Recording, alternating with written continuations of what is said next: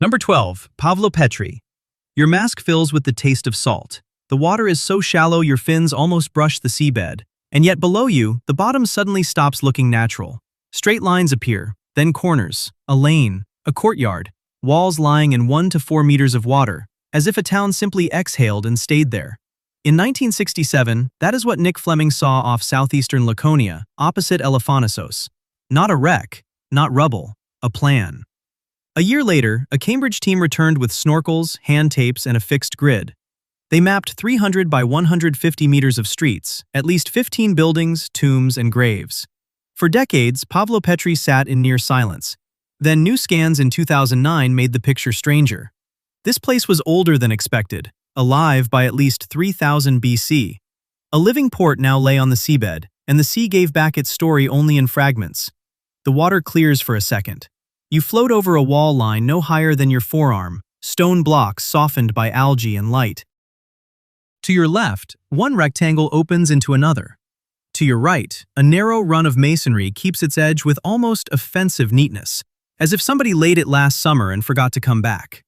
But this is Vatica Bay, southeastern Laconia, and the man behind the mask is Nick Fleming, out in 1967 to study sea level change, not to find a city. He kicks once and drifts farther in. The sea here is deceptive. It looks harmless, clear, bright, only a few meters deep. The kind of water children would splash through without imagining they were crossing roofs. But the geometry keeps repeating. One wall joins another at a hard angle, then another. He is not looking at broken reef. He is looking at intention. So he drops lower. Now the bottom resolves into pieces that belong together. A room. Then what feels like a second room sharing the same line. A narrow strip between them that reads like passage instead of chance. He moves along it and the pattern holds. Nothing dramatic rises from the seabed. No columns. No giant statues. That is what makes the place unsettling. This is ordinary space, domestic space. The measured footprint of people who expected to come back tonight, or tomorrow, or after the next crossing. You feel the scale only by moving through it. A wreck has a center. This does not. It spreads. Every few kicks, another boundary, another enclosure, another interruption in the sand where stone still decides the shape of empty water. Opposite Elefonisos, under a skin of sea barely deeper than a person is tall, an entire settlement lies flat and intact enough to keep its street logic. In 1968, the Cambridge team comes back for 6 weeks, and now the drifting stops. Snorkels, hand tapes, a fixed grid anchored over the shallows. Men in masks stretch lines over 300 meters by 150, pinning order onto order, because the only way to prove you are not imagining a town is to measure it, until the town starts answering back. You are there with them now, face down on the surface, pencil clenched in your hand as the bay rocks the board under your wrist. One diver calls a length, another checks the angle. A wall becomes 2 numbers. A gap becomes a doorway. A cluster becomes a building. Slowly, the seabed stops being a confusion of masonry and becomes a map. At least 15 buildings emerge first. Isolated foundations, but houses arranged around spaces that make sense of each other. Courtyards open between them. Streets run past them. One line of stone meets another in the same practical rhythm you would expect in any small town built for feet, storage, work, and return. Then the graves begin to register. At least 37 cist graves, 2 chamber tombs. The dead placed beside the living, exactly where a community would keep them when the shore, the houses, and the harbor still belong to one world. A scatter of ruins can be an accident. A few fallen blocks can be almost anything. Streets are stubborn. Courtyards are stubborn. Burial places are stubborn. The plan is the thing that refuses to lie. Someone lived here long enough to organize movement, property, memory. Someone built beside the water because the water was useful. A Bronze Age port is beginning to appear not as legend, but as infrastructure. The current nudges your shoulder and sends weeds streaming over a threshold. You brush it aside and find the threshold still there. For years after that, the bay goes quiet again. The stones remain, the outlines remain. But underwater sites have a brutal way of slipping back out of sight even when nobody moves them. Light changes, sand shifts, interest migrates elsewhere. The place sits just offshore, too visible to be safe, too shallow to feel protected, too silent to force an answer. Boats can reach it as easily as archaeologists can. Anchors can find it with the same ease as cameras. A city in 1 to 4 meters of water is preserved, but never comfortably. Then in 2009, the surface breaks with voices again. Elias Spondylis and John Henderson reopened the site with a Greek-British project, and the tools in the water no longer belong to 1968. Digital survey, total stations, sonar. Divers still descend into the same bright shallows, but now the bay is being read with instruments that can stitch thousands of points into a single shape. What the old grid sketched by hand, the new survey starts to widen. You swim above the line of a street and watch it continue farther than the earlier plan allowed. Buildings appear beyond the known edges. More than 9,000 square meters of additional structures come into view, including a large rectangular hall and another street lined with buildings. The town is not shrinking under scrutiny, it is expanding. Then the pottery shifts the ground beneath the dates. What had seemed mainly Mycenaean begins to reach back farther. Activity here is pushed to at least 3000 BC. Final Neolithic material reaches into the mid-4th millennium BC. The houses below you are no longer just the drowned edge of a later Bronze Age place. They belong to a much longer human use of this coast, layer under layer, generation under generation, all now flattened under the same calm sheet of bay water. You drift over a street, and for a second, the illusion becomes dangerous. The town is so coherent that your mind tries to put the missing walls back upright.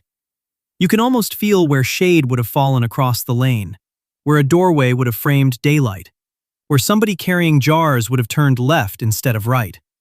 But the sea keeps interrupting that reconstruction. Corners survive, but rooflines do not. Rooms survive, but voices do not. The layout is there, but the event is gone. No one in the water can point to a single scar and say, here's the exact blow. Sea level rise would have worked slowly, almost politely, over generations. Local tectonic movement would have changed the land itself. Storms could have battered the shore. An earthquake could have dropped part of the coast. A tsunami could have crossed the bay and rewritten everything in minutes.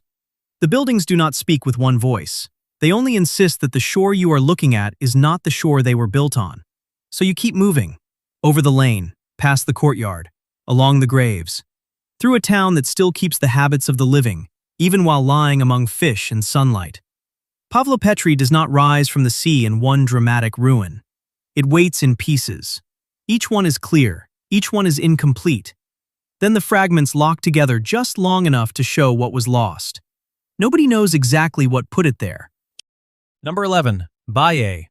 On January 1969, off Punta Epitafio near Baiae, a winter storm tore at the floor of the Gulf of Pozzuoli and exposed 2 damaged marble figures lying in the sand. Divers went down and saw something that should not have been there. Not cargo, not a broken prow, but a scene. Ulysses, Polyphemus, a wineskin lifted as if the feast had only just paused. Archaeologists recognize the statues as fragments of a Roman dining composition once arranged inside an imperial grotto tied to the reign of Claudius, somewhere between 41 and 54 AD. It looked for a moment like the sea had cracked open and returned a room. But the man who turned that moment into a place was Nino Lambolia. In 1958, the Italian state passed a law to protect things of artistic and historical interest found in its waters. That sounds dry. It was not. Because by then, divers, dredgers, souvenir hunters, and plain curiosity were all colliding on the same coastline. Baiae had been famous since antiquity for hot springs, villas, baths, fish ponds, quays, and private pleasure palaces stretched along the shore west of Naples. The legal document mattered because it gave people like Lamboglia a basis to do something more disciplined than salvage. Not treasure hunting, not anecdote, an underwater archaeology with rules. So in 1959 and 1960, Lamboglia pushed into Baiae's shallows and began mapping what earlier eyes had only glimpsed in fragments. He was already known as one of Italy's major archaeologists, but here the problem was different. You were not excavating a buried town, you were swimming through one. A cobbled road appeared near Punta Epitafio at about 6 meters down. Walls continued offshore. Architectural remains spread across the bay in a pattern too organized to dismiss as dumped stone. The deeper they looked, the less it resembled a wreck site, and the more it resembled real estate. That mattered because Baiae had never vanished in a single blow. You can feel how misleading the place is.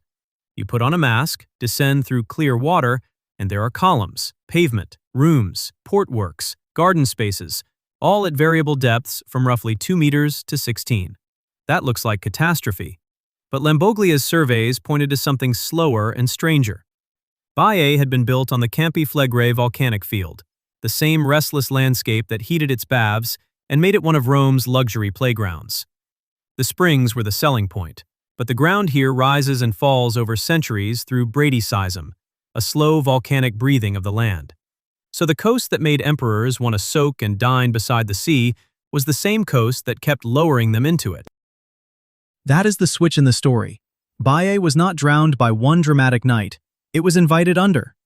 Lamboglia kept following the clues: roads, masonry, harbor installations, villas extending hundreds of meters offshore. And then there were the names. One lead pipe carried the inscription L. Pisoni, a small line of letters with enormous weight, because it helped identify one submerged complex as the Villa of the Pisones. In most underwater sites, the sea gives you beautiful anonymity. Here, for once, it almost gave back an address. But only almost. Because one named pipe is evidence, while the rest of the shoreline still tempts people into attaching famous Romans to houses that remain, for now, unproven. So Lambolia was working in a city that kept offering structure without certainty: a street at 6 meters, a nymphaeum at 7, a pipe with a name, a coastline full of elite ghosts. Enough to map a world, but not enough to label every doorway. Then the sea intervened again. In January 1969, that storm struck the coast of Baiae and ripped sediment from the seabed near Punta Epitafio. The battered marble figures appeared, and suddenly the map acquired theater.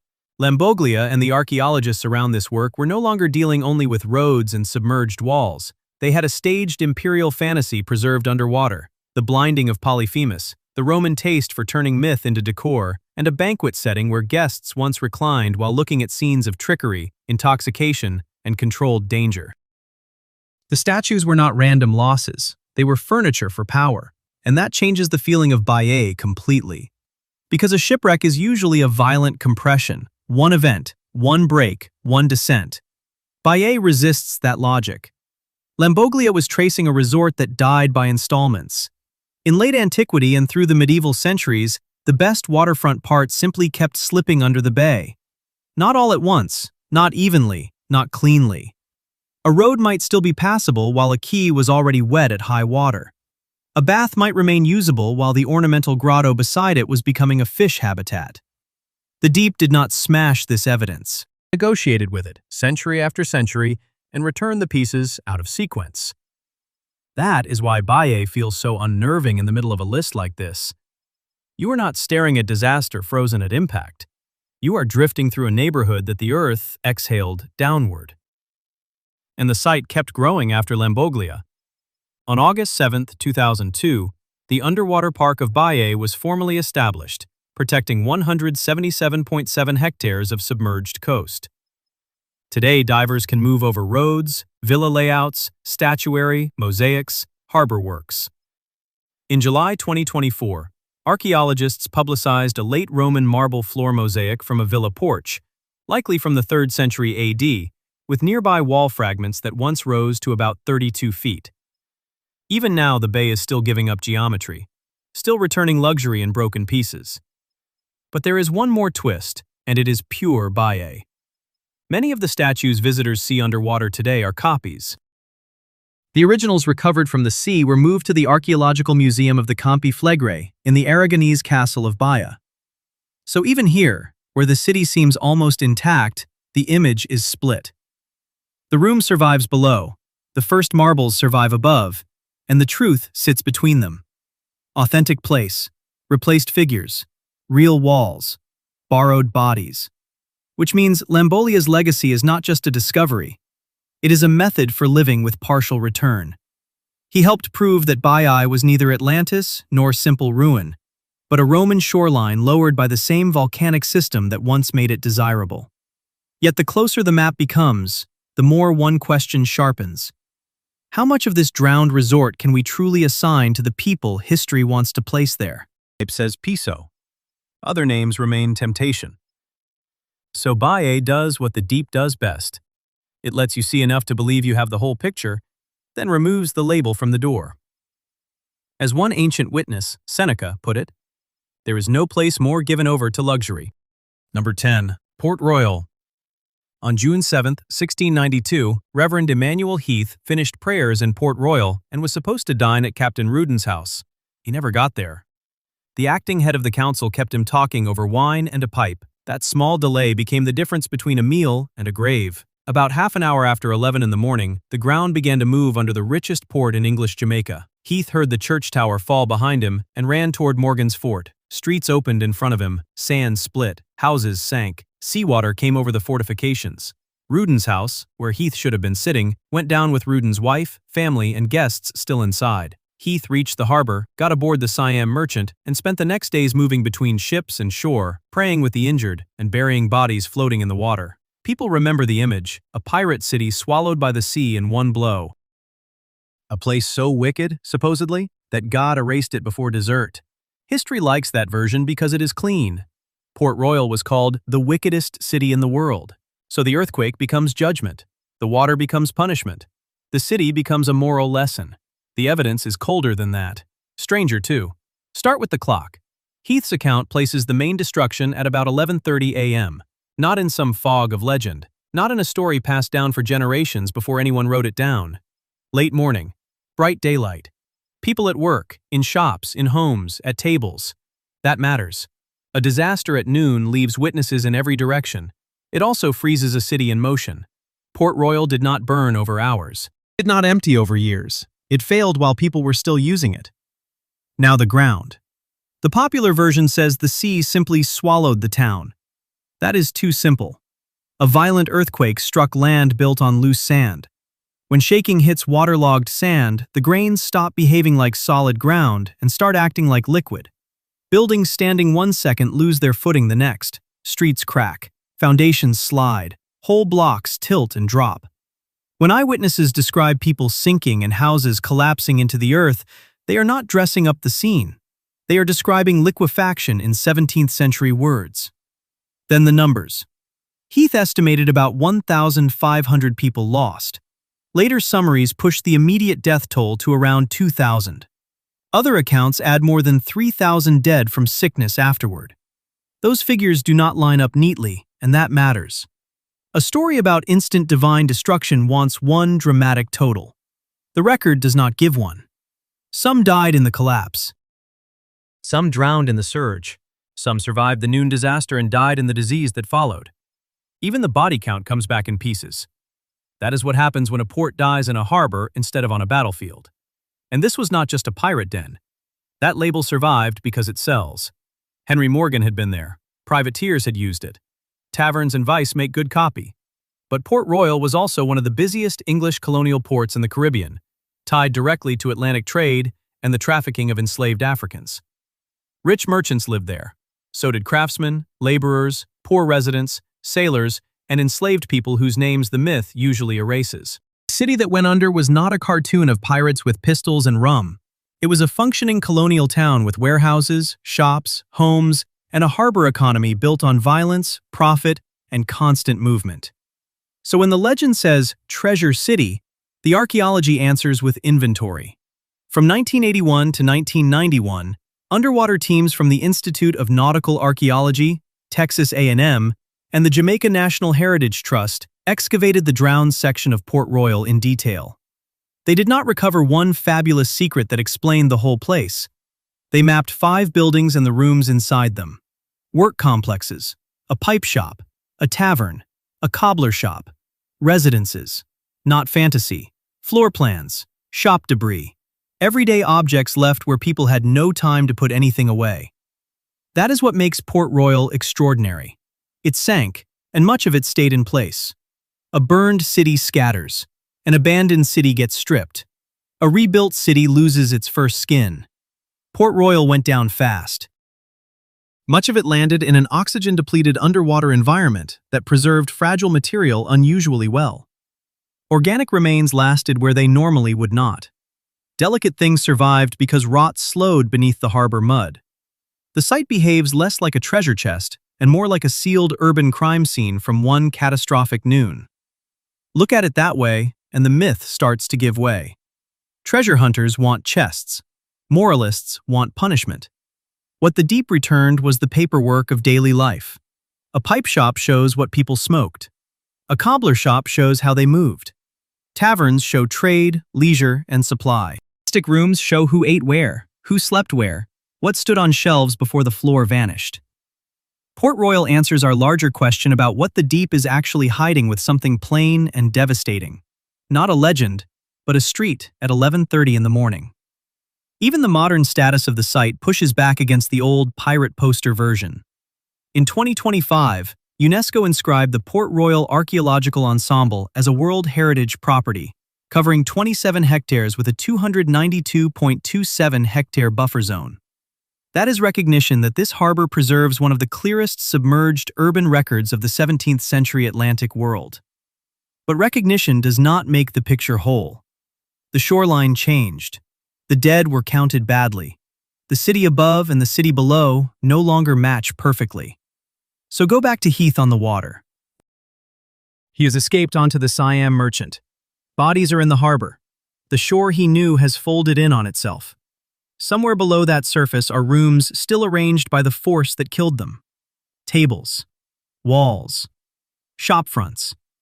Maybe goods still waiting to be sold. The pirate myth says the city vanished. The evidence says it stopped mid-sentence. Number 9. Antikythera Shipwreck. In spring 1900, Captain Dimitrios Kontos was not hunting for lost technology. He was trying to get his sponge diving crew out of a storm. The weather blew them off course on the way to North Africa, so they took shelter beside the small island of Antikythera and waited for the sea to ease. One diver went down off the island's eastern coast, to roughly 40 to 50 meters. At that depth, in a heavy suit, fed by a hose, with almost no time, you do not inspect a site. You seize the first thing your eyes can understand. What he saw was a seafloor crowded with bodies that were no longer bodies. Bronze, marble, pottery, timber, cargo. A wreck field from the 1st century BCE. Start with the depth. 40 meters is about 131 feet. 50 is 164. In 1900, that was not routine archaeology. It was close to punishment. The Greek state sent men down anyway. By November 1900, the Navy was backing a full salvage campaign, and it continued into 1901. Divers brought up 3 life-size marble horses, jewelry, coins, glassware, and hundreds of artworks. One of the showpieces was a 7-foot statue of Heracles. Officially, the wreck looked like a rich Roman cargo ship, probably sunk around 60 BCE.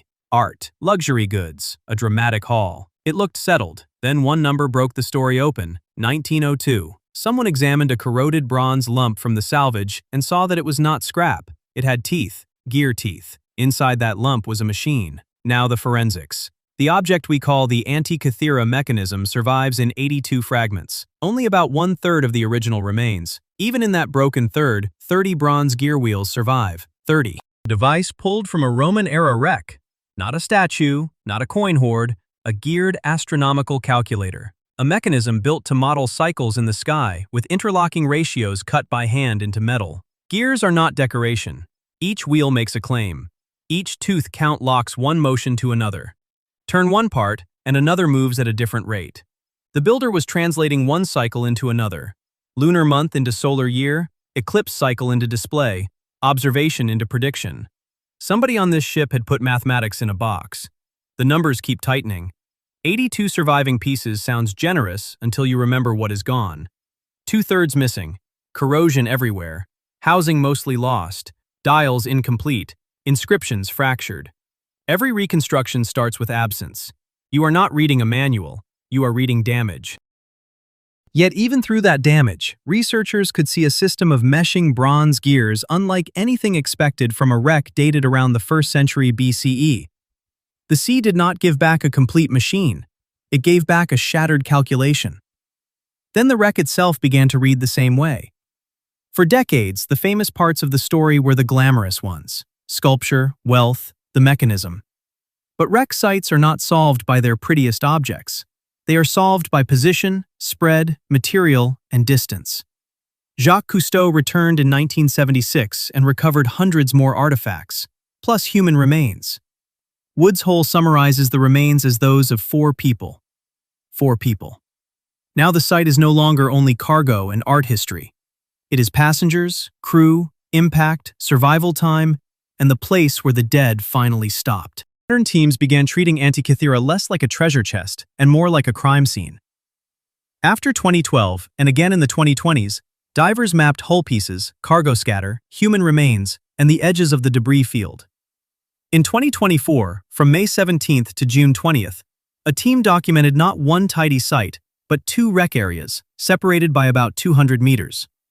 Roughly 656 feet, far enough to matter, close enough to complicate everything. Look at what came up in that 2024 work. About 300 objects, including 21 marble fragments and more than 200 ceramic sherds. That may not sound spectacular, but ceramic sherds are location data wearing the disguise of debris. They show where containers broke, where cargo shifted, where currents dragged lighter material, where another hull may have gone down. Some of those amphorae were traced to Chios and Rhodes. Some preserved traces of mastic used to waterproof containers. No glitter there. Just logistics, waterproofing compound, trade routes, cargo handling. The plain details that tell you what a ship was doing before it turned into a legend. Then there is the timber. In 2024, archaeologists reported a hull section with original fasteners still in place and traces of an external protective coating. Construction details suggested a shell-first method, planks assembled first, internal ribs added later. It sounds technical because it is. It also matters for the same reason gear teeth matter. Construction is an identity document. A hull built this way tells you about shipbuilding practice, scale, repair, and chronology. The wreck is now yielding 2 kinds of engineering evidence at once: a vessel built by one set of rules and a machine built by another. The site stops behaving like one famous story. Officially, Antikythera is the wreck that yielded the Antikythera mechanism, a luxury cargo ship from the Roman era that sank around 60 BCE. A clean museum label. The seabed is messier. 2 wreck areas, 200 meters apart. 1 confirmed second wooden vessel in a nearby pottery concentration. Earlier evidence pointing to a later, probably smaller, Proto-Byzantine wreck as well. Different cargo signatures, different construction clues, possibly different dates. The site may not be one catastrophe at all. So go back to the mechanism. 30 gears, 82 fragments, 1/3 surviving. That machine taught the world to see Antikythera as a miracle of ancient science. The newer surveys force a harsher reading. The object that made the wreck famous may also have narrowed the case too much. Map the hull, the ceramics, the human remains, the fasteners, the coatings, and the 200-meter spread, and the picture changes. Officially, it is a single wreck with a famous machine. On the seabed, it looks like overlapping evidence from more than one voyage. The mechanism is still there, with its 30 teeth in the dark. It just may be the noisiest piece of a much larger silence. Number 8. SS Richard Montgomery. In April 2026, MPS stood in Westminster arguing over whether a rusting mast should be saved for a museum. Not the whole wreck, one mast. Out in the Thames estuary, 1.5 miles from Sheerness and 5 miles from Southend, 3 skeletal spars still rise above the water from a 1940s Liberty ship that never finished unloading. The practical issue was engineering. The UK government said Resolve Marine had been appointed, and mast reduction was being treated as achievable safely by 2027. But the debate had a strange edge. These were not ordinary historic remains. Beneath those masts, in the forward holds of the SS Richard Montgomery, about 1,400 tons of explosives still sit where they were left in 1944. Start with the cold version. A large vessel in the Medway approach channel loses power or misjudges the tide and strikes the wreck. Not a movie chain reaction. Not a fireball swallowing London. Something duller and more believable. Collision, structural movement, breakup. Those were among the main risks identified in the government's 2000 survey report. One bad impact shifts the wrong section of hull, and the problem changes instantly. This is no longer a historic site. It is unstable wartime explosives in shallow water, beside one of the busiest estuarial approaches in Britain. The question has never been whether the wreck is dangerous. The question is, how dangerous exactly, and why that answer keeps moving. To see how Britain ended up debating the heritage value of a mast over a live ammunition dump, go back to August 20th, 1944. SS Richard Montgomery reached the Thames estuary in convoy HX-301, carrying about 7,000 tons of munitions for the Allied advance through France. She was a 7,146 gross-ton American Liberty ship, built only a year earlier, in 1943, by St. John's River Shipbuilding Company in Jacksonville, Florida. She was not an old hulk limping through the war. She was a working cargo ship inside the largest logistics machine on Earth. Captain Wilkie brought her in and was ordered to wait at Great Nore Anchorage, off Sheerness, before continuing toward Cherbourg. The order was routine. The water was not forgiving. The ship was heavily laden, and the anchorage lay over sandbanks that did not care how urgent the cargo was. As the tide fell, Richard Montgomery dragged anchor and settled across Sheerness Middle Sand, roughly 250 meters north of the Medway Approach Channel. The first disaster was not an explosion. It was geometry. The ship grounded amidships. Weight pressed where the hull could not flex enough. By the next day, the hull had cracked, and the forward end began to flood. People hear 1,400 tons of explosives and imagine one instant. The real story moved slower than that. The ship did not vanish in a single blast. She broke herself open while men were still trying to save her. Captain Wilkie and the crew were taken off. Salvage teams came in. On August 23rd, Master Stevedore T.P. Adams began unloading cargo. They cleared the aft holds. The forward holds flooded, and each hour made the wreck harder to work, less stable, and more dangerous. By September 25, 1944, the salvage was abandoned. The estuary kept the rest. About 1,400 tons of explosives remained trapped in the forward section below the waterline. The masts stayed above it, like marker pins hammered into the chart. For decades, that image did some of the work by itself. Sailors could see the warning, surveyors could revisit it, governments could monitor it. But visible is not the same as understood. The cargo was still there, the structure was still decaying. The consequences of a full detonation lived mostly in reports, models, and increasingly nervous public language. For years, those models fed the most dramatic version of the story: a catastrophic blast, a massive plume, a shockwave, damage across wide stretches of the estuary. Richard Montgomery became one of those wrecks people mention in half a sentence and then lower their voice, as if saying the name too casually might count as poor judgment. The fear had logic behind it. A munition shipwreck is not like a drowned city or a looted treasure site. A drowned city goes quiet. This wreck sits in traffic. Picture the location properly, not the open Atlantic. Brown, working water off Kent, near shipping lanes, near towns, near a coastline that never gets to ignore what lies offshore. The wreck is monitored 24 hours a day because the threat is not romantic. It is administrative, tidal, and physical. Collision, capsize or significant movement, breakup of the wreck. Dry phrases, but they describe real failure modes. Then, in 2026, the official picture shifted.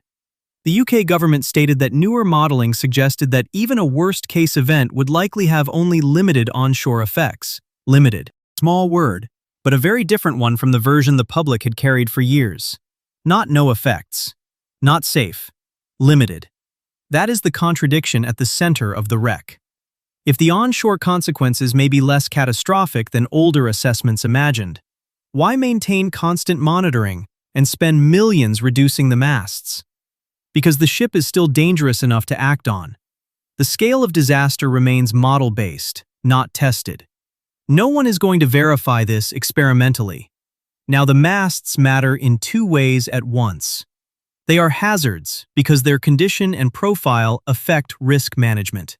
Locally, they have also become heritage.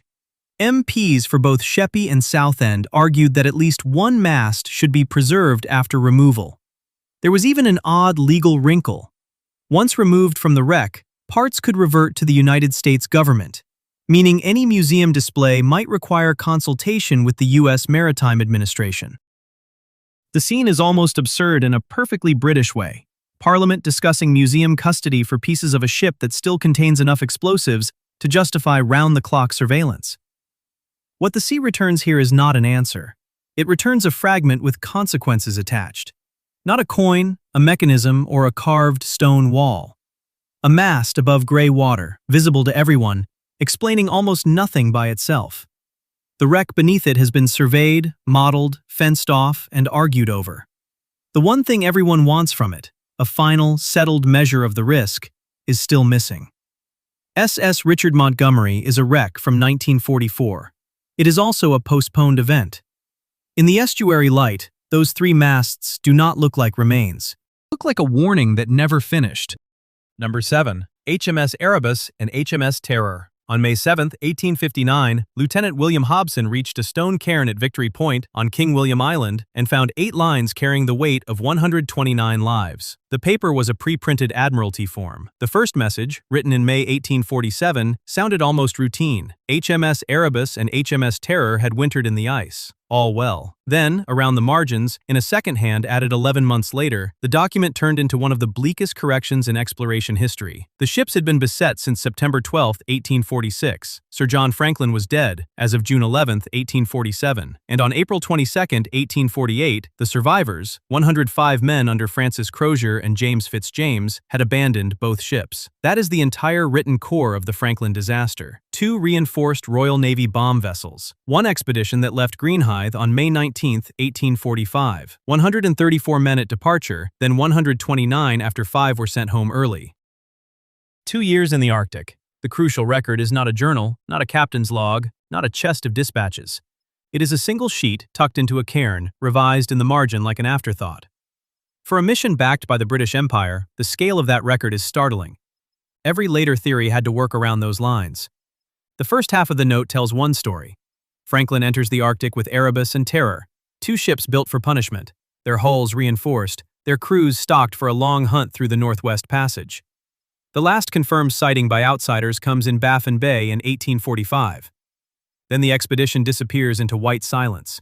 Hobson finds the form 14 years later. The May 1847 entry suggests endurance. Wintered in the ice. All well. Officers named. Position given. It reads like bureaucracy at work, turning catastrophe into something orderly on the page. The second inscription tears that calm apart. Franklin is dead. 24 officers and men have already died. The ships are still trapped.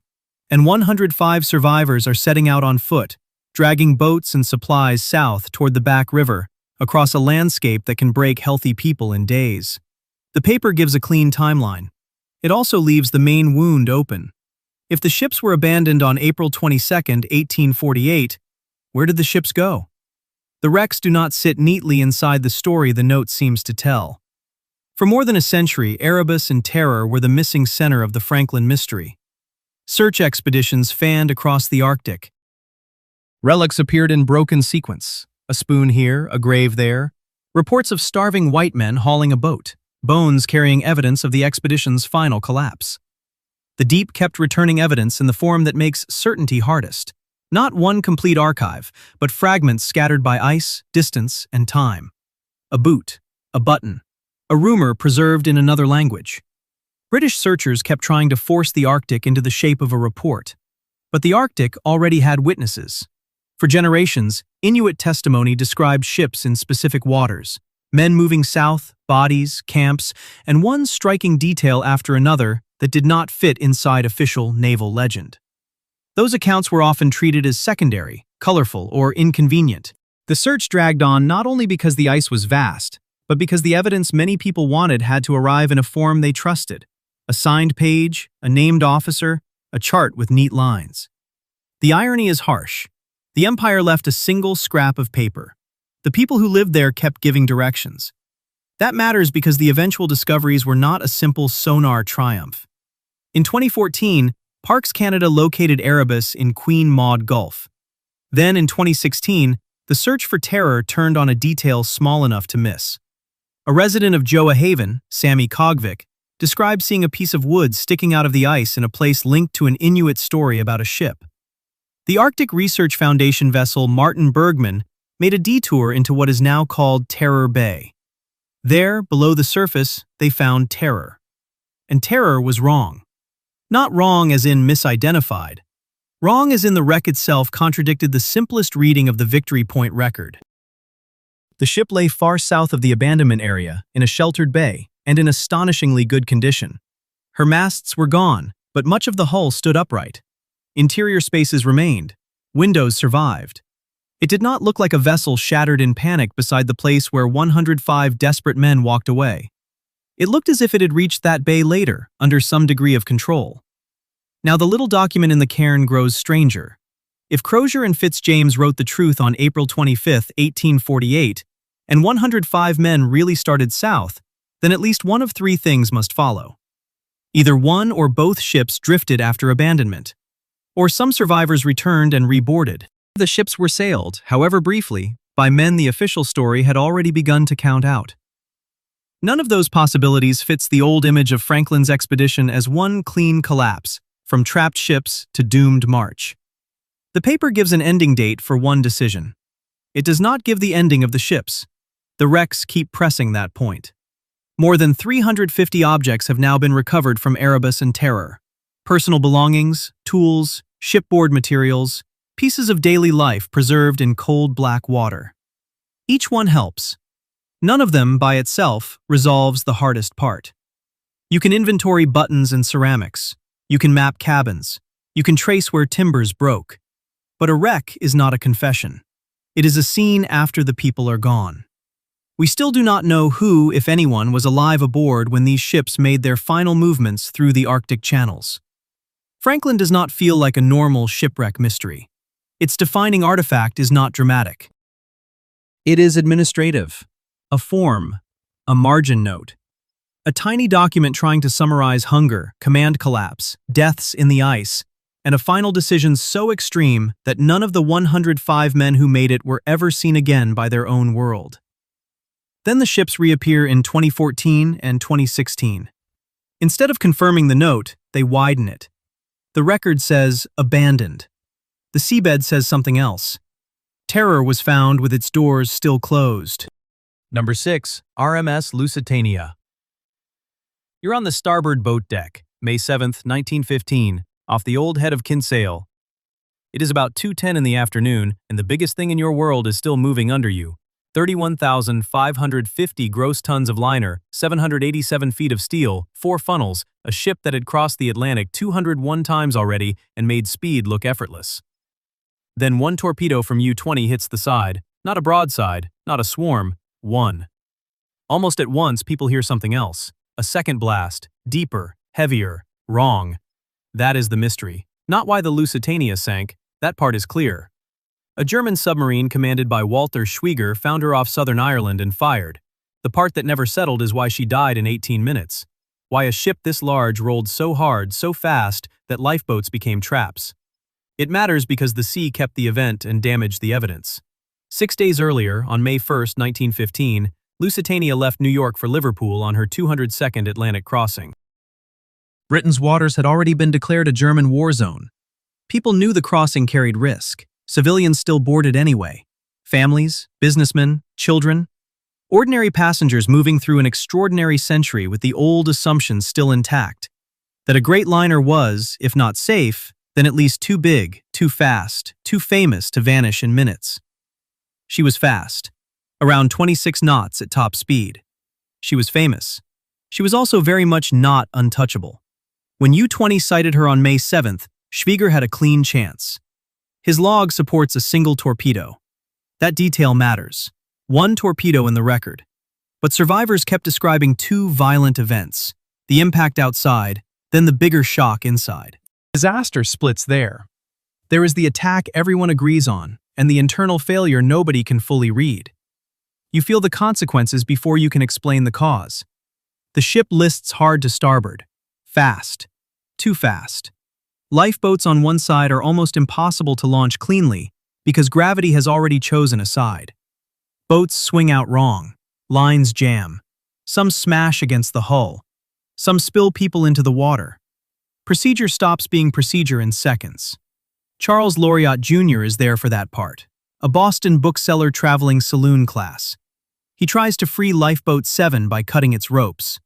The deck is already tilting. The clock is already gone strange.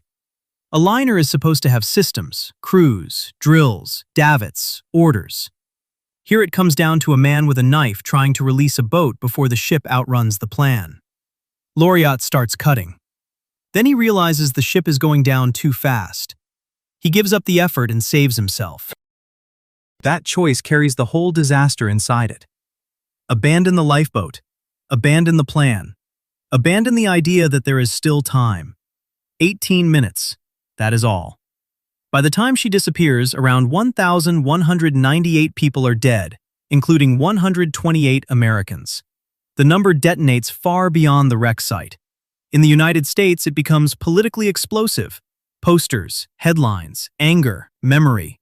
The sinking of Lusitania did not by itself bring America into the First World War, but it changed the emotional weather. It made the war personal in a way distance had not. Politics also hardens the story too quickly. One side wants martyrdom, another wants justification. Wreck, sitting in about 300 feet of water some 11 miles south of the Old Head, does not care what either side needs. It preserves damage, broken steel, disturbed interiors, angles, debris, silence. What caused the second explosion? The cleanest answer is munitions. Secret war cargo, sudden blast, mystery solved. And there was war material aboard.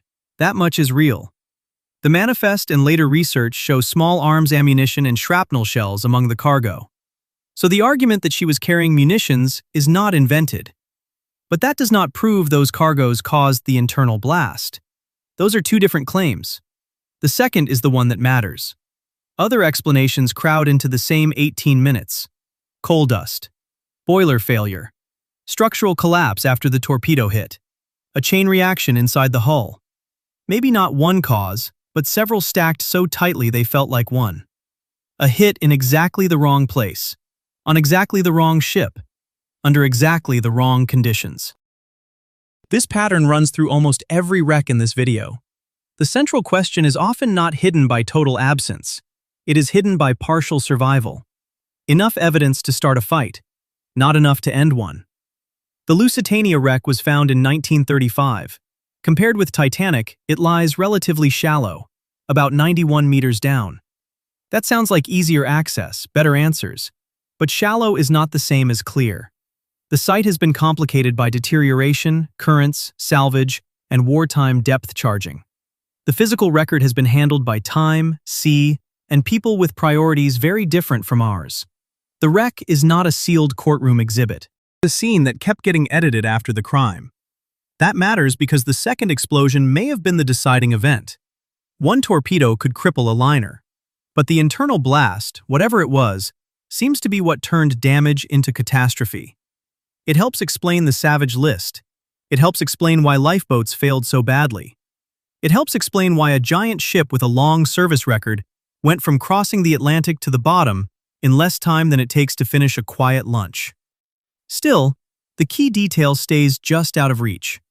The U-20 log says one torpedo. Survivors insist they experienced more than one shock. The cargo was real, but the leap from cargo to fatal detonation remains unproven. The wreck is there, but not untouched. The sea returns the outline of the event, not the verdict. That makes Lusitania more unsettling than the simplified version most people remember. Not just a passenger liner sunk by a submarine, not just a propaganda symbol.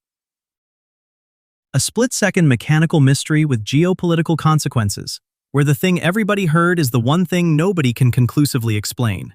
At the center of it all is that awful compression of time. One hit, one deeper blast, one impossible list, 18 minutes. Then 300 feet down, where the main evidence stays broken. Charles Laureat Jr. remembered the end in the plainest possible words. I knew she was going down. Number 5. USS Indianapolis. On July 16, 1945, Captain Charles B. McVeigh III signed for sealed orders in San Francisco Bay and took USS Indianapolis west with 1,196 men aboard and a cargo most of them were never told about. In the hold were components for Little Boy, packed into wooden crates and guarded by silence.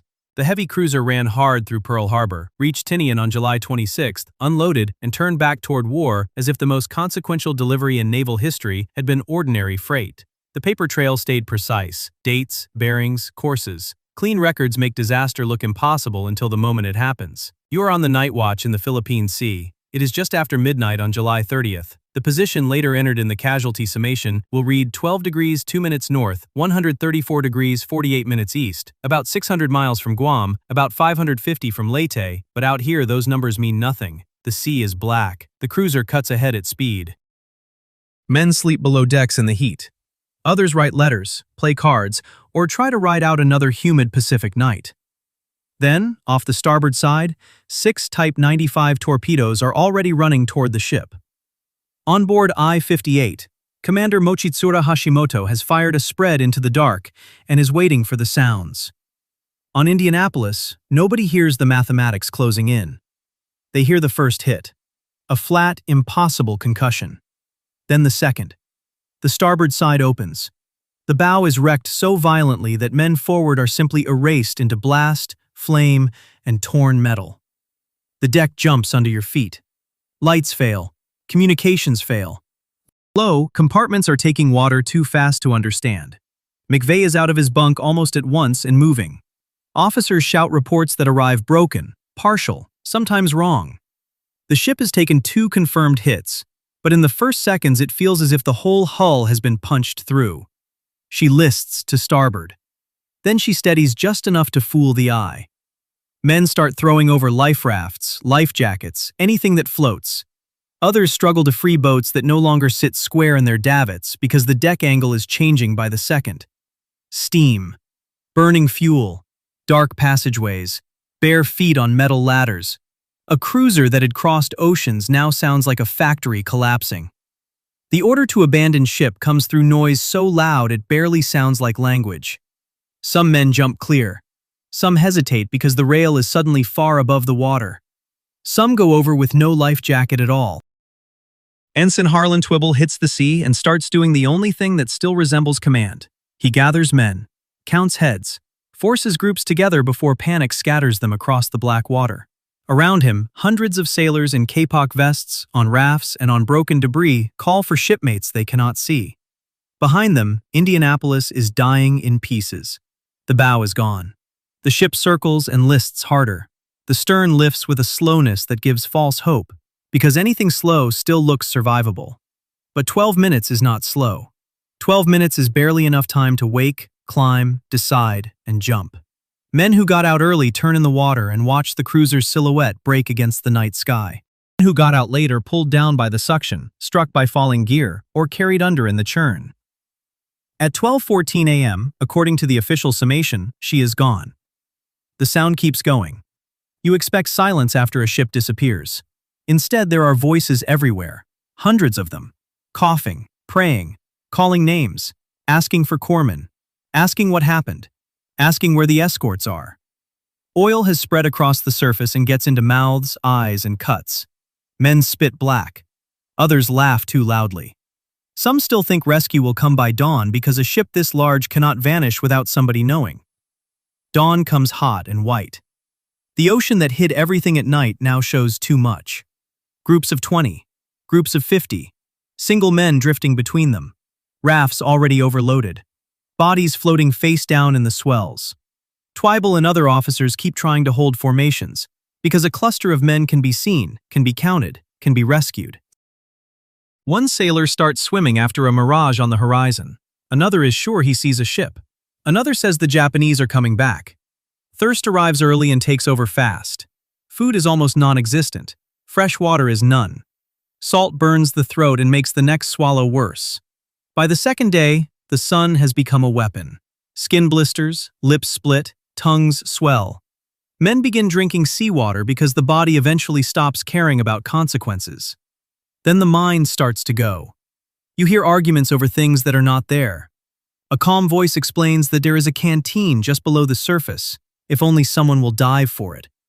A man insists his family is waiting over the next swell. Men who were steady the first night begin slipping away from the group with dreamy certainty, as if rescue were a short swim in the wrong direction. Officers yell, threaten, plead. Language is losing to dehydration. Then the sharks make the scene plain. Not a frenzy at first, not cinema.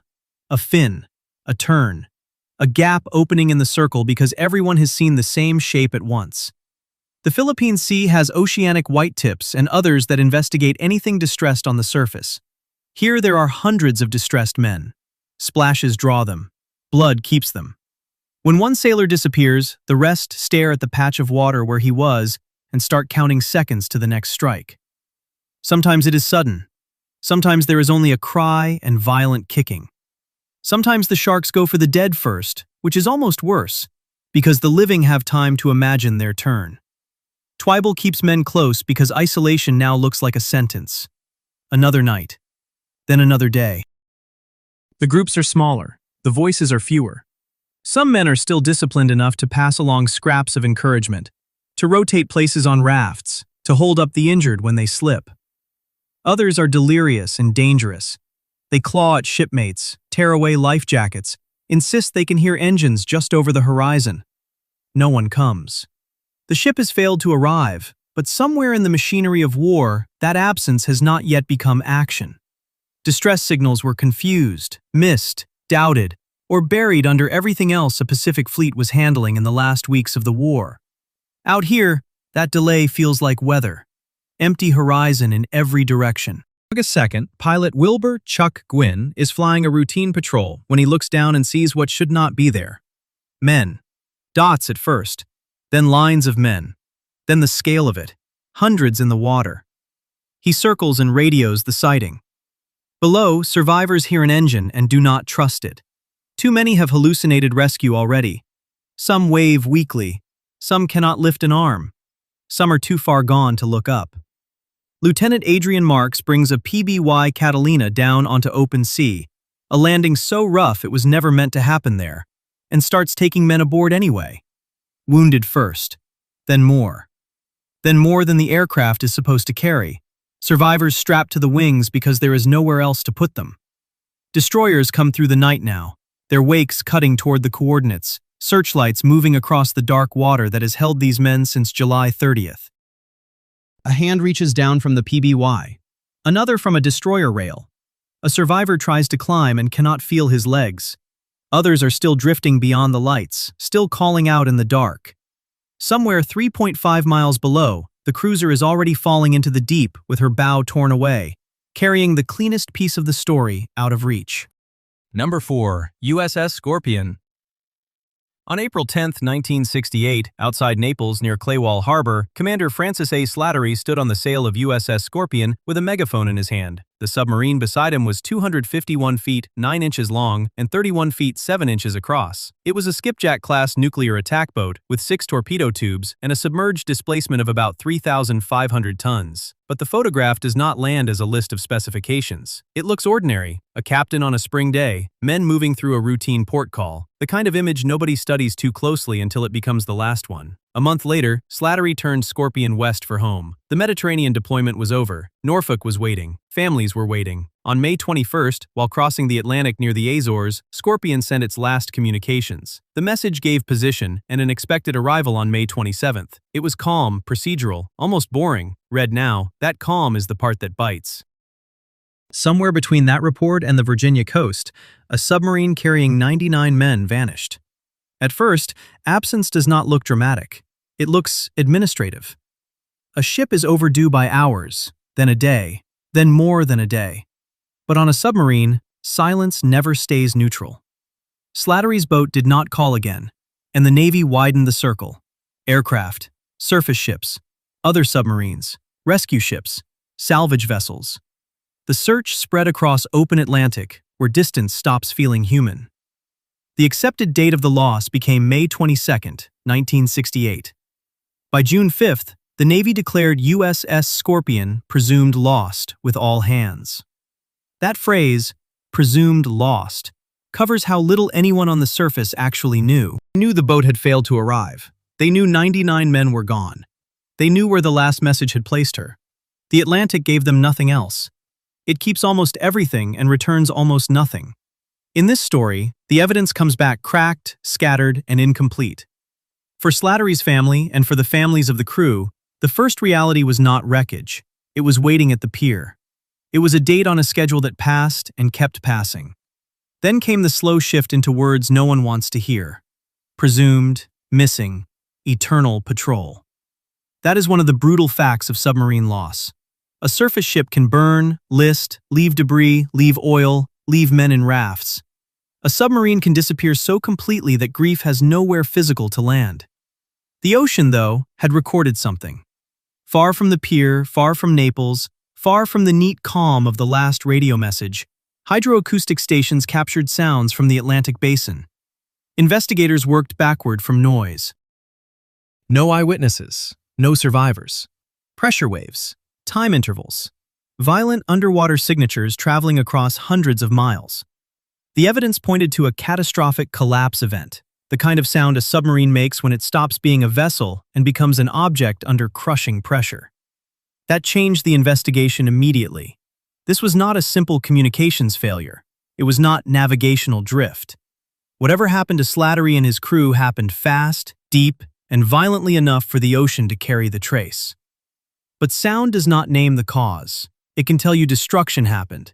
It cannot tell you cleanly what began it. Here Scorpion turns from loss into mystery. Maybe it began inside the boat. Later discussions and declassified material narrowed attention toward internal casualties. Flooding, battery problems, a torpedo malfunction, some chain of failure that turned a functioning submarine into a doomed one in minutes. Maybe an explosion came first. Maybe a systems problem forced the crew into a fight they could not win. Maybe the acoustic record captured the end of the disaster, not the start. Each possibility had supporting pieces. None closed the case. In late October 1968, the Navy went looking for the only witness left, the wreck itself. USNS Mizar found it more than 10,000 feet down, roughly 400 miles southwest of the Azores. It was not an intact submarine waiting on the bottom. It was broken sections, a debris field, a hull reduced to evidence. On October 30th, the Navy announced the discovery. The search had ended. The uncertainty had not. The deep had kept the event and shattered the story. Picture the descent in your head. Past the light, past the last color, into black water pressing with thousands of pounds from every direction. Scorpion no longer looks like a Cold War machine there. It looks like aftermath. Steel bent beyond repair, compartments opened by pressure and impact. A submarine that left Naples as a weapon reached the seabed as a question. The question did not end in 1968. The wreck became more than a grave. It became a monitored nuclear site. Scorpion went down carrying 2 nuclear weapons torpedoes, so the seafloor around her had to be sampled again and again. 1979, 1986, and 1998, environmental monitoring near the debris found no evidence of reactor fuel radioactivity release, and no evidence of plutonium leakage from those weapons beyond background levels. That split the mystery in two. One question was what killed the boat. The other was what the wreck might still be releasing into the world. On the second question, the data were calmer than many feared. On the first, they were still far from final. Years later, Scorpion touched another legend. Robert Ballard's Navy-backed deep-sea work on Scorpion and on Thresher helped refine the search methods that later led to HMS Titanic in 1985. The most famous shipwreck hunt in history owed part of its success to the search for this submarine. Investigators learned how debris scatters across the abyss. A mystery in one ocean helped solve a mystery in another. The deep did not hand over answers. It forced people to learn its grammar from graves. So go back to that photograph from April 10, 1968. Francis Slattery on the sail, megaphone in hand, sunlight, routine, a command officer fully in possession of his ship. Officially, USS Scorpion was found, investigated, and memorialized. Officially, the loss sits in the historical record. But the first fatal moment, the trigger, the exact thing that turned a homeward voyage into a collapse heard across the Atlantic, remains missing. Scorpion was recovered as wreckage. Its beginning was not. Number 3. San Jose Galleon. On June 8, 1708, Commodore Charles Wager closed in off Cartagena near the island of Baru with a specific goal. He did not want to sink Spain's flagship. He wanted to capture her. The ship ahead of him was San Jose, a 3-masted galleon armed with 62 guns, sometimes listed as 64, and loaded with the kind of cargo empires fight wars to move: colonial gold, silver, emeralds, porcelain, passengers, paperwork, power. She had been launched in 1698. 10 years later, in the middle of the War of the Spanish Succession, she was trying to carry the wealth of Spain's American system back across the Atlantic. Wager's flagship, Expedition, hammered her with broadsides. Eyewitnesses later cited in legal filings described a flash. One moment, a warship under fire. The next, a magazine ignition so violent the galleon seemed to vanish into the dark almost at once, taking nearly everyone aboard with it. That is where the myth starts. Not with a chest of coins on a reef, with a detonation. With a ship so valuable that later estimates placed the lost cargo at least $17 billion, and in some tellings closer to $20 billion. With maybe 11 million gold and silver coins somewhere under the Caribbean. For 3 centuries, San Jose became less a wreck than a promise. The richest shipwreck on Earth, the ultimate jackpot. The kind of story that makes everyone suddenly sound like an owner. What matters is the mechanism. To understand what happened to San Jose, start with how a ship like this dies. A galleon in battle carries its own catastrophe inside the hull. Black powder for the main guns. Powder passed by boys and crew through the ship. Heat. Splinters. Constant risk of open flame. Repeated broadsides smashing oak at close range. When fire reaches the magazine, the ship stops being a vessel and becomes a bomb made of timber, iron, canvas, and men. Wager wanted prize money. The sea got debris. That tells you what kind of evidence should survive. Not neat stacks. Not a perfectly preserved treasure room waiting for divers with flashlights. An explosion at night, under combat conditions, followed by a plunge into deep water, means scattering, crushing, burial, and silence.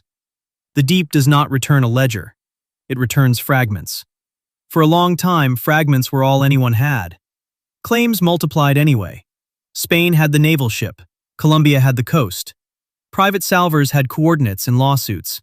Descendant communities could point to the colonial machine that extracted the wealth in the first place.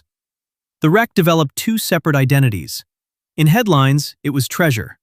In courts and ministries, it was jurisdiction. On November 27, 2015, the argument moved from rumor to hardware. A team working from Colombia's research vessel ARC Malpelo sent down WHOI's Remus 6000 autonomous underwater vehicle and located the wreck more than 600 meters below the surface. That depth matters. This is far below sport diving fantasy, far below sunlight, in cold black water where recovery stops being adventure and becomes engineering. The exact coordinates were treated as a state secret. Once a wreck becomes a legal and political object, even the map becomes evidence. So how do investigators know a wreck at 600 meters is San Jose, and not some other armed colonial ship broken open on the seabed? Not by staring at gold. Build the case from the least romantic objects down there. Start with the guns. A Spanish galleon of that class should leave heavy artillery signatures on the bottom, and the site does. Then the date window. The ship launched in 1698 and was lost in battle on June 8, 1708. So anything found in the debris should fit that bracket. Then the cargo pattern. Porcelain belongs there. Coinage belongs there. Military hardware belongs there. But the strongest clue is smaller than the legend. The coins. 3 hand-struck coins raised by Colombia in November 2025 do not sound like much beside a story worth $17 billion. 3 coins are the kind of thing a treasure hunt ignores. In forensic work, 3 coins can be the whole case. Analyses identified pieces minted in Lima in 1707. That is only 1 year before the battle. The wreck carrying them must have sunk after those coins entered circulation. That lines up exactly with the documented destruction of San Jose in 1708. The coins matter because they are timestamps. That is the mechanism of identification. You do not find the treasure ship because a press release says so. You test whether the objects behave like they belong together in one known event. A cannon, a porcelain cup. Coinage from Lima dated 1707. Porcelain fragments. Sediment attached to the finds. Each item is small. Together they narrow the options until the glamorous version of the story starts to fall away. In November 2025, when Colombia presented the first selected objects recovered from the site, the list was almost aggressively unromantic. 1 cannon, 3 coins, 1 porcelain cup, fragments, sediment. 5 archaeological objects, officially. Mountains of bullion. Not a deck covered in emeralds. Colombia has tried very deliberately to push the site out of treasure language and into submerged cultural heritage. This is more than a political rebrand. It is a statement about method. Treasure asks what can be sold. Archaeology asks what can be proved. You can hear the tempo of the mystery change right there. For years, San Jose was sold to the public as a single enormous number. Billions of dollars, millions of coins, the richest wreck ever lost. But when the seabed finally starts speaking, it does so in the smallest possible units. A mint mark, a ceramic rim, a gun shape in the dark. The same question runs through all these wrecks. What is actually down there, and why does the evidence come back only in broken pieces? Here the answer is brutally practical. A ship exploded. Then 600 meters of water sealed it. Law, war, and sediment buried the same site in different ways. Strip away the myth, and the picture gets stranger, not simpler. San Jose is not a pirate fantasy sitting intact with its fortune glowing in the dark. It is a state secret on the seabed, a battlefield, a legal file, a colonial cargo trail snapped in an instant by fire from within. The first objects brought up were not riches in any meaningful sense. They were proof. Proof that the legend was real.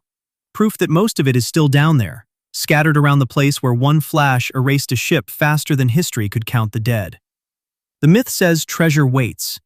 The evidence says it detonated, fell 600 meters, and broke into arguments that are still not finished. Bottom, in the silt beyond the cannon and the coins, the rest of San Jose still sits exactly where the blast left it. Not shining, not sorted, just a dark field of broken things with a fortune somewhere inside. Number 2. Thonis-Heracleion, the city with two names. In 2000, 4 years after Franck Godio's team began sweeping western Aboukir Bay, proof did not rise as a skyline. It came up in fragments. A stele with a name, colossal stone broken from a temple, anchors, harbor masonry, measurements on sonar grids, coordinates in water only about 10 meters deep, roughly 6.5 to 7 kilometers off Egypt's present coast. For centuries, Greek texts pointed to Heracleion, Egyptian sources pointed to Thonis. Scholars argued over whether they were neighbors, rivals, or one place remembered under two names. Then the seabed answered with an inscription, not two cities, one. Start with the survey box, 11 by 15 kilometers. This was not one neat ruin on a flat bottom. It was a search area big enough to hide canals, harbor basins, ship timbers, temple blocks, and entire neighborhoods under mud thick enough to erase edges. Godio and the European Institute for Underwater Archaeology began in 1996 because ancient writers kept pointing to the same place, a port at the mouth of the Nile, the controlled gateway for ships arriving from the Greek world before Alexandria was founded in 331 BC. Cargo entering Egypt from the Mediterranean did not simply drift inland. It passed through this choke point. Taxes, inspection, ritual, trade. One port doing the work of a frontier. The numbers build quickly. Founded probably around the 8th century BC. Peak occupation from the 6th to 4th centuries BC. Final disappearance by the 8th century AD. That gives roughly 1,500 years between foundation and final submergence. That span is the first warning sign. Cities that die in one clean moment do not usually leave evidence spread across so many dates. Thonis-Heracleion looks less like a switch flipped at once, and more like a platform giving way under load. Look at what the harbor held. More than 700 ancient anchors recorded at the site. More than 125 identified wrecks. Those are not decorative figures. They show what this place was. Traffic, delay, mooring, repair, impact. A city can vanish and still leave walls. A port leaves statistics. 700 anchors mean repeated arrivals. 125 wrecks mean repeated accidents, losses, abandonments, storms, collisions, sinkings at the mouth of a river system where current, silt, and commerce met at once. The deep swallowed a city, but it also kept a record of movement. One of those wrecks confirmed a text people had treated cautiously for nearly 2,500 years. Ship 17.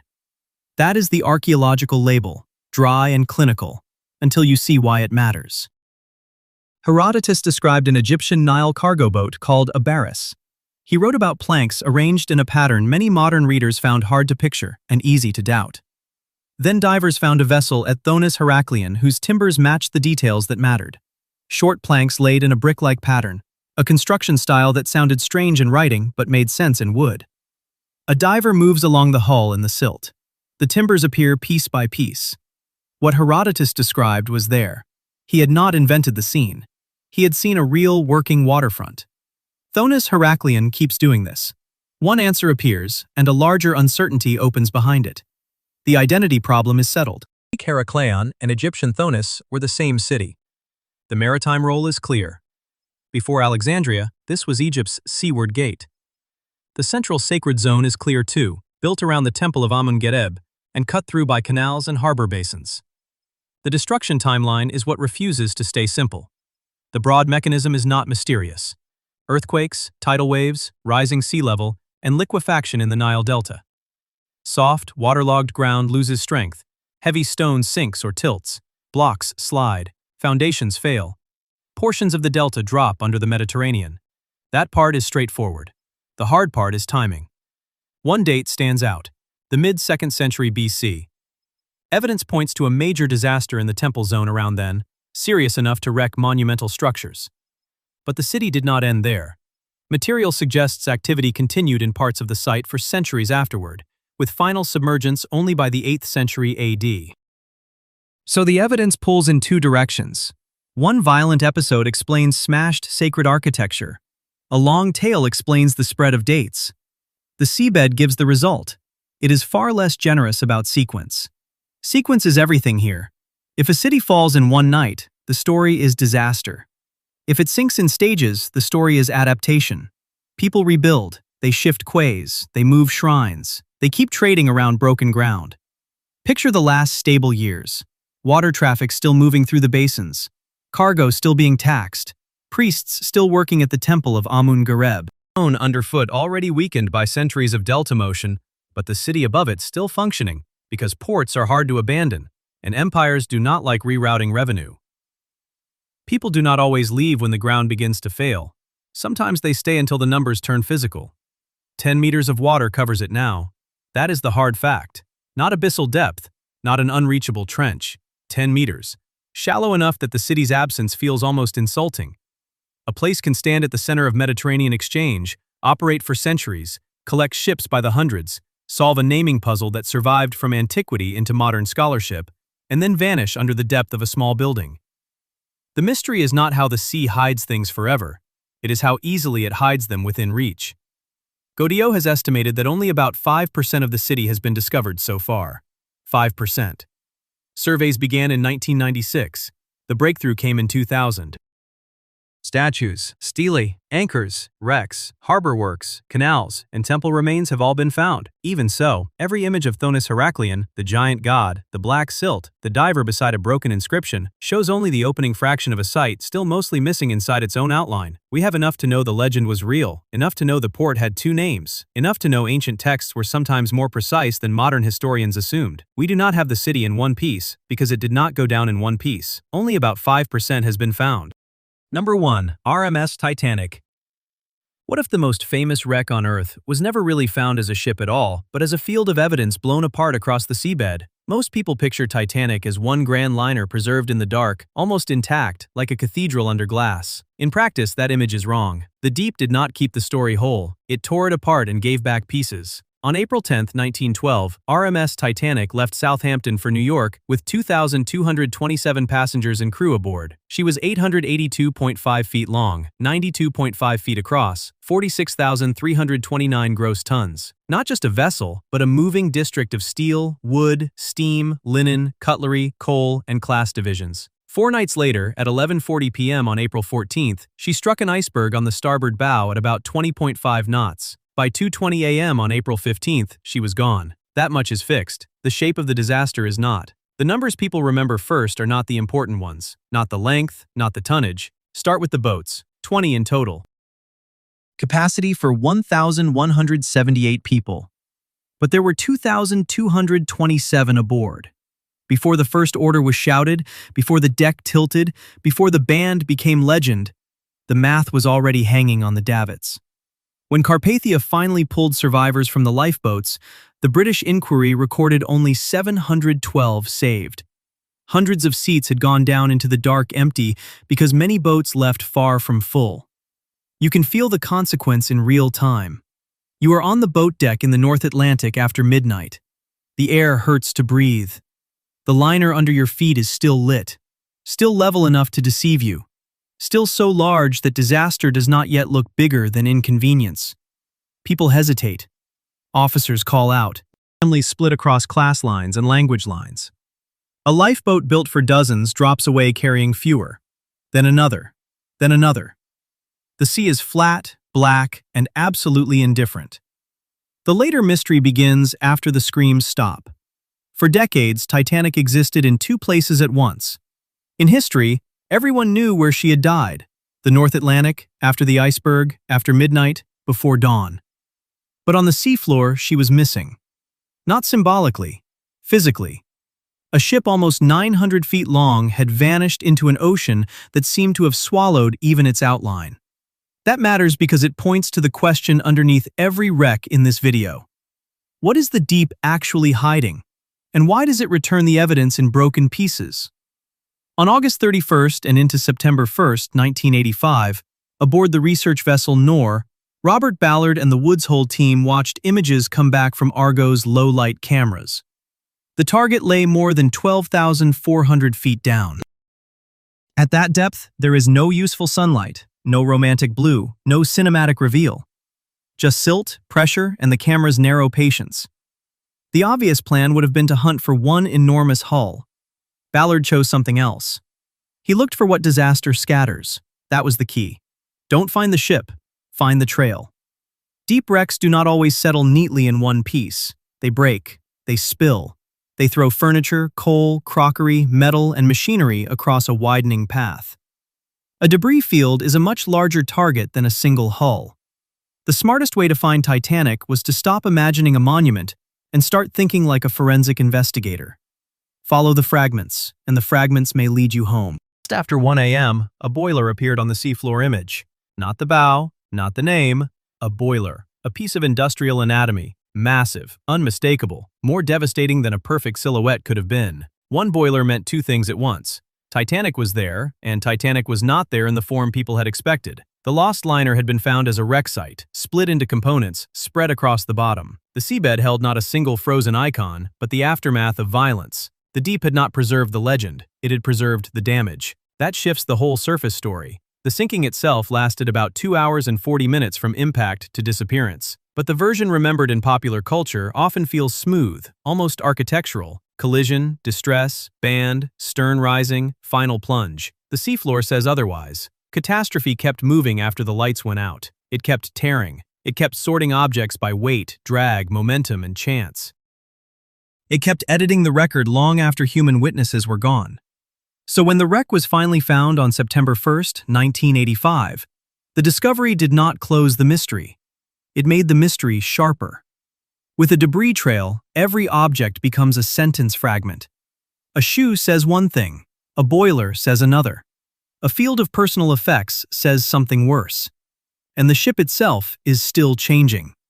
Titanic is not frozen in time. Iron-eating bacteria live in rusticles across the wreck, including Halomonas titanicae, slowly consuming the metal that made the liner seem permanent in 1912.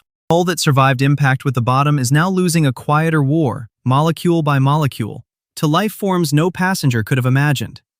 The evidence is not only broken, it is being erased while we watch. Even the survivor count refuses to settle. Some summaries give 705 survivors and 1,522 dead. The British Inquiry gives 712 saved by Carpathia. The difference comes from accounting methods, later corrections, and the chaos of assembling lists after a mass death at sea. That mismatch matters more than it seems. On the most documented wreck in history, with inquiries, testimony, wireless logs, and global attention, the numbers still blur at the edges. Not because nothing happened, because too much happened at once, and the final archive arrived in pieces. So when people picture Titanic, they usually see the grand staircase, the bow, the split hull, the myth polished into one coherent object. The reality at the bottom of the Atlantic is harsher. A ship this large, this famous, this witnessed, this investigated, and this obsessively reconstructed still had to be rediscovered by tracking scattered debris through darkness more than 12,400 feet down. The sea did not hide her by making her invisible. It hid her by breaking her into evidence. That is why Titanic sits at the top of this list. Not because she is the deadliest, not because she is the most mythologized. She belongs here because she exposes the rule underneath all the others. The sea takes things apart. It rearranges them, corrodes them, spreads them out, and leaves us staring at fragments. The boats were far from full.